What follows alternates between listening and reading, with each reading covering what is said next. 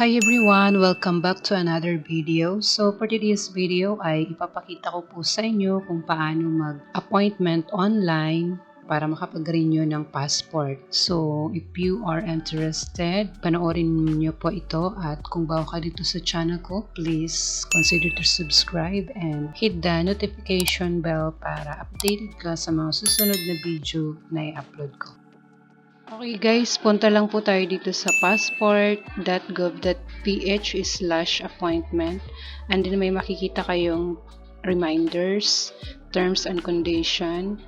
Once na tapos nyo na po yan basahin, may box po dito na mali. By proceeding with this application, check lang po yan and then start individual appointment.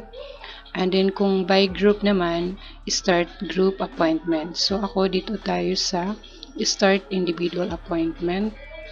And then mapupunta ka naman dito sa site location. So region Asia Pacific and country Philippines. And then pipili ka lang po dito kung saan ka po malapit na site. So ako dito ako sa Tacloban. And then notice, kailangan nyo po yung basahin. Once na tapos nyo na po yung basahin, check lang po itong box na maliit. I confirm that I have read, understood, and agree to the above condition. And then next. Dito guys, pipili tayo ng date and time.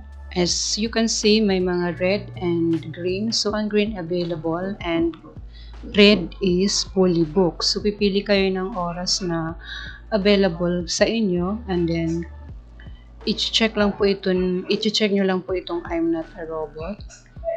So ayan, motorcycle. And then verify. And then next.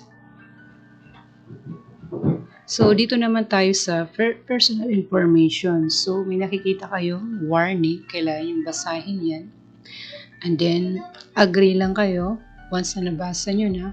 And then kailangan natin fill upan itong kailangan natin fill upan personal information like mobile number, email address. Kailangan yung email address is correct. Kasi doon mo makikita ang reference number pag kailangan mo na magbayad. Okay, so fill upan lang muna natin ito.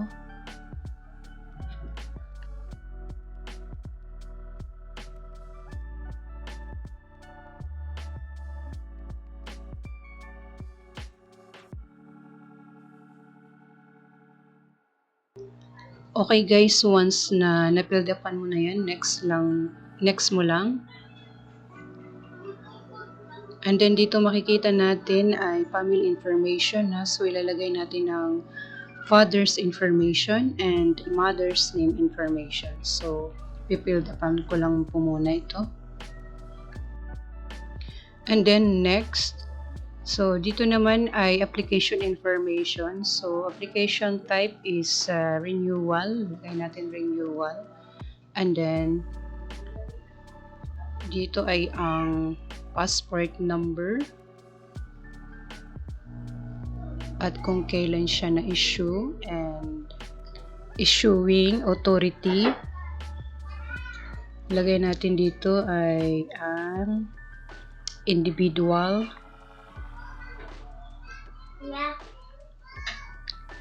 And then dito sa baba ay ang basis of Philippine citizenship. So ilalagay ko ay birth.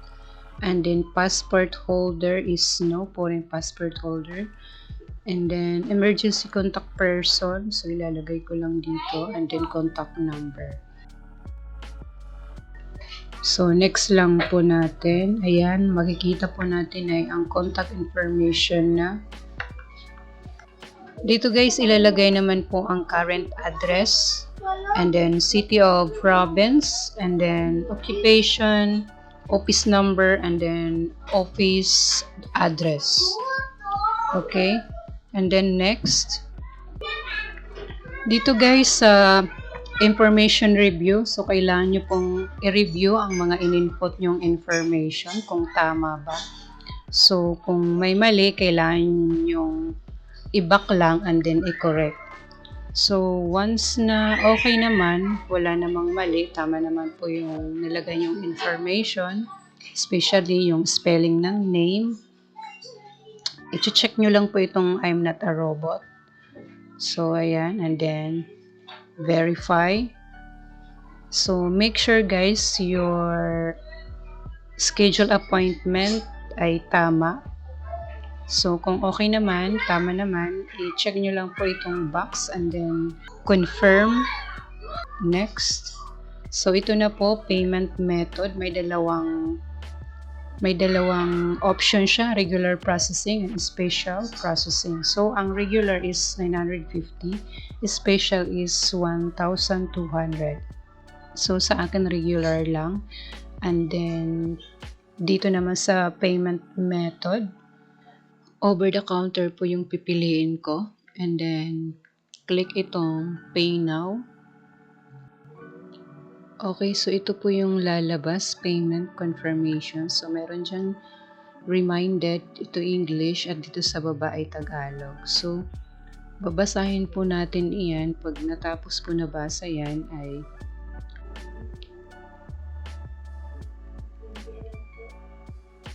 click lang po natin itong agree and then proceed to payment. So, ito na po yung lalabas. General guidelines kung paano magbayad, and then kailangan nyo po itong i-click proceed kasi once na hindi nyo po ito i-proceed, mababaliwala po ang inyong in-input na mga information, mababaliwala ang inyong appointment. So ayan, pag once na napindot nyo yon ang proceed, ay may mag-i-email po sa inyo ng reference number at pwede na kayong magbayad. Okay guys, that's all for today's video. Sana may natutunan ka sa video na ito and see you for the next video. Bye-bye!